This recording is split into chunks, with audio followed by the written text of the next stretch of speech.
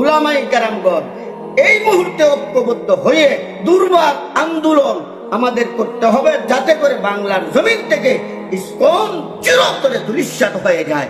নাহমাদুহু ওয়া নুসাল্লি আলা রাসূলিহিল কারীম। দেশ থেকে বিদেশ থেকে যারাই আমার সংক্ষিপ্ত আলোচনা শুনতে পাচ্ছেন, আমি ইসকন নিয়ে কিছু কথা বলতে চাই।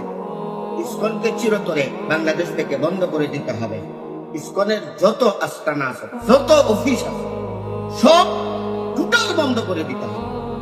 কারণ আমার খুব ভালোভাবে জানা, সবাই জানে বিষয়টা, যে বর্তমান সরকারের প্রধান উপদেষ্টা ডক্টর ইউনূস সাহেব, উনি বড় চাপের মধ্যে রয়েছে।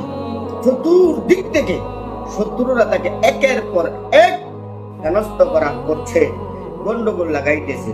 কারণ স্বৈরশাসক বিতাড়িত, পতিত, দলিত যে বিগত সরকার ছিল, এই সরকারের চালা চামন্ডরা দফতরি থেকে নিয়ে উচ্চ পদস্থ কর্মকর্তারা আছে, তাদের মধ্যে রয়েছে সচিবালয় ধরেন, বিমান বাহিনী, নৌবাহিনী, সেনাবাহিনী, পুলিশ, এক কথায় এমন কোন স্তর নাই, সেক্টর নাই যেখানে পতিত সরকারের চালা চামন্ডরা, দালালারা বসে না রয়েছে। এদের থেকে চাপ তো বসে আসবে। আমি ডক্টর মোহাম্মদ ইউনূসকে বলতে চাই, আপনি কোনটাকেই কোনো হিসাব না করে আপনি আপনার গতিতে যান, প্রথম কাজটা করেন, আপনার চাপ অর্ধেক কমে যাবে। বর্তমানে প্রথম কাজ করতে হবে, ইসকনকে বন্ধ করতে হবে। ইসকনের যত অফিস, যত আদালত আছে এবং ইসকনের যে কর্মকর্তারা আছে, সদস্যরা আছে, চিরুনি অভিযান পরিচালনা করে এক একটাকে ধরে দৃষ্টান্তমূলক শাস্তি প্রদান করুন, আপনার অর্ধেক পেরেশানি কমে যাবে। এই যে আগুন লাগাইতেছে, জায়গা জায়গা এয়ারপোর্টে আগুন দেওয়া হয়েছে, জায়গা জায়গা অগ্নিকাণ্ডের ঘটনা ঘটছে, সবগুলো এই ইসকন এবং আরো যে আপনার শত্রুরা রয়েছে তারা করতেছে।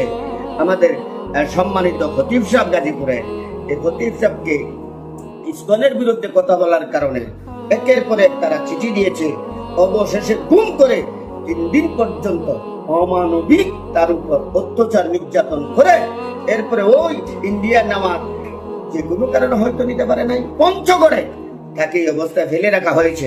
ডক্টর ইউনূস সাহেবকে বলবো, আপনার এখন প্রথম কাজ, আপনার যদি দেশ শান্তিতে চালাইতে চান এবং আপনার শত্রুকে যদি কিছু কমাইতে চান, বাংলাদেশের সব ধরনের দুর্ঘটনা যদি একটু কমাইতে চান, তাহলে ইসকনকে নিষিদ্ধ করুন এবং চিরুনি অভিযান পরিচালনা করে ইসকনের প্রত্যেকটা সদস্যকে ধরে আইনের আওতায় এনে সর্বোচ্চ শাস্তি কার্যকর করুন।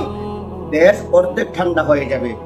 এবং আমরা পারস্পরিক যে মতবিরোধ করছি, বেদাতীদের বিরুদ্ধে আমরা বলি, আমরা বিরুদ্ধে বেদাতীরা বলে, আহলে হাদিসের বিরুদ্ধে আমরা বলি, আহলে হাদিসরা আমাদের বিরুদ্ধে কথা বলে, এটা চলবে, মতবিরোধ থাকবে, আমরা আলোচনা করব।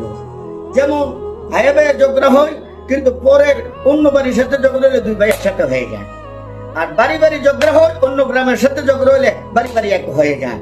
এই জন্য আমাদের বাংলাদেশের যত সংগঠন আছে, সুন্নি নামদারি হোক, আহলে হাদিস হোক, দেওবন্দি হোক, যত মুসলমান আমরা মুসলমান নিজেদেরকে দাবি করি, এখন সময় এসেছে বাংলাদেশে ইসকনের বিরুদ্ধে সবাই এক প্ল্যাটফর্মে আসিয়া এমন আন্দোলন আমরা কি করব, গড়ে তুলতে হবে। সরকার যাতে বাধ্য হয়, সরকার ইসকন যে বেঈমান, ইসকন যে কাফের, এটা তো কোনো সমস্যা নাই, এতে কারো কোনো মতবিরোধও নাই।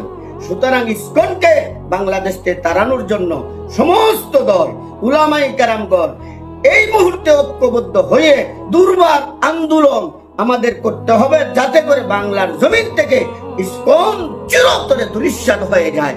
তবেই বাংলাদেশ শান্তিতে থাকতে পারবে, আমাদের মা বোনদের ইজ্জত হেফাজতে থাকবে। কত বড় দুঃসাহস যে মহিলা মাদ্রাসার ছাত্রীকে এই হিন্দু বদমাশ, এই হিন্দু কুলাঙ্গার গুম করে 3 দিন পর্যন্ত তার উপর নির্যাতন চালিয়েছে এবং দর্শন করেছে। সব বন্ধ হবে ইসকনকে যদি বন্ধ করা হয়। ইসকনের সদস্যদেরকে ধরে ধরে সর্বোচ্চ শাস্তি যখন কার্যকর করা হবে, তখন দেশ ঠান্ডা হবে। আশা করি আমার এই কথাগুলো সবাই ইনশাল্লাহ বুঝতে পেরেছেন। সবাই আন্দোলনের জন্য তৈরি হন। ইসকনকে নিষিদ্ধ করার আগ পর্যন্ত আমরা ইনশাল্লাহ এই আন্দোলন চালিয়ে যাব। আসসালামু আলাইকুম রহমতুল্লাহ।